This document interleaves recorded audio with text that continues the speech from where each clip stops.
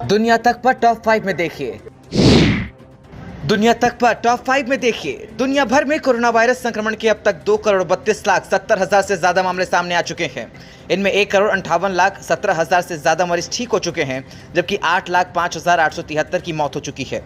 वहीं चीन ने आधिकारिक रूप से कोविड-19 वैक्सीन लॉन्च कर दी है। चीन के सरकारी अखबार ग्लोबल टाइम्स ने इस बात का दावा करते हुए कहा कि कोविड-19 वैक्सीन लॉन्च कर दी गई है। हालांकि ये इमरजेंसी यूज के लिए ही है। उधर जहां पूरी दुनिया कोरोना की काट ढूंढने में लगी है, वहीं अमेरिका की एक pharma company advanced penetration technology यानी LLC ने एक ऐसा मलहम बनाने का दावा किया है जिसे लगाते ही 30 सेकंड में कोविड-19 वायरस मर जाता है।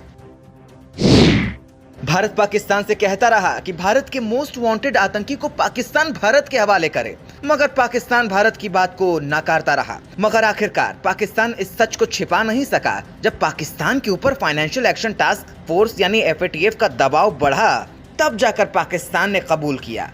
जब पाकिस्तान को लगा कि अब FATF में ब्लैकलिस्ट हो जाएगा, तो उसने 88 आतंकियों की एक लिस्ट FATF को सौंपी।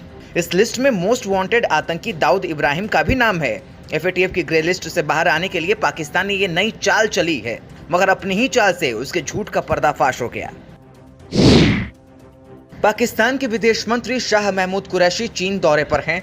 इस दौरान कुरैशी ने चीनी विदेश मंत्री वांग यी के सामने कश्मीर का मुद्दा भी उठाया। इसके अलावा चीन के महत्वपूर्ण आरोप की चर्चा की।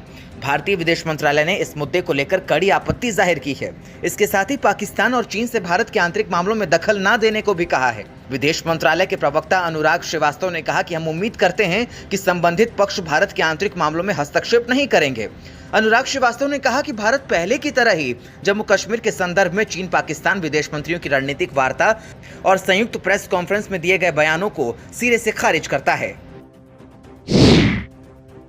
राजनयिक संबंध स्थापित करने के लिए इजराइल और संयुक्त अरब अमीरात के बीच ऐतिहासिक समझौते से गति प्राप्त करने के लिए ट्रंप प्रशासन इस सप्ताह मध्य पूर्व में 2 शीर्ष अधिकारियों को भेजेगा। 3 राजनयिकों का कहना है कि राज्य के सचिव माइक पोम्पियो और राष्ट्रपति डोनाल्ड ट्रंप वरिष्ठ सलाहकार और जेरेड कुशनर की योजना है कि आने वाले दिनों में इजराइल के बाद अरब इजराइल के तालमेल को आगे बढ़ाने के लिए इस क्षेत्र में अलग अलग कई देशों का दौरा करेंगे।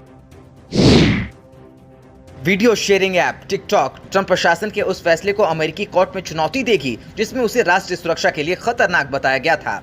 इसी महीने अमेरिकी राष्ट्रपति डोनाल्ड ट्रंप ने टिकटॉक और वीचैट पर प्रतिबंध लगाने वाले कार्यकारी आदेशों पर हस्ताक्षर किए थे। अमेरिका का दावा है कि ये लोकप्रिय चीनी ऐप्स देश की राष्ट्रीय सुरक्षा और अर्थव्यवस्था के लिए खतरा है।